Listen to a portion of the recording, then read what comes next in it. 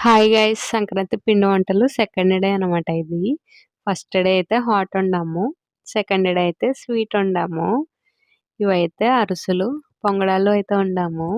అందుకని వాటర్‌లో బెల్లం వేసి వాటర్ అయితే మరిగిస్తున్నాము. పాకం వచ్చే వరకు మరిగించాలి. పాకం వచ్చిన తర్వాత బియ్యపు పిండిని ఇందులో కలిపేయాలి. ప్రాసెస్ అయితే చాలా ఈజీనే. బట్ పాకం కరెక్ట్‌గా ఉందో లేదో చూసుకోవాలి.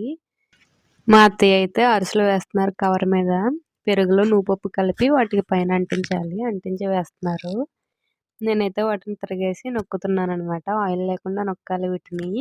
ఇవి వేయడానికైతే ఒక ఇద్దరు ముగ్గురు ఉంటే చాలా స్పీడ్‌గా అయిపోతాయి. మాకైతే ఇవి 2 వేయడానికి 2 అవర్స్ పట్టినాయి అంతే. ఇక నెక్స్ట్ అయితే పొంగడాలైతే వేస్తున్నాము. మా వాళ్ళైతే చాలామంది పోరు ముక్కలని అంటారు. బట్ నేనైతే పొంగడాలని అంటాను. ఇవైతే చాలా ఇష్టం నాకు. ఇవైతే చాలా మెత్తగా ఉంటాయి ఒక 2 డేస్ వరకు. అప్పుడే బావుంటాయి. ఇంక తర్వాత గట్టిపడిపోతాయి. ఫైనల్లీ మేము చేసిన 2 డేస్ పిండి వంటలు ఇవే అనమాట. వీడియో నచ్చితే ప్లీజ్ లైక్ చేయండి.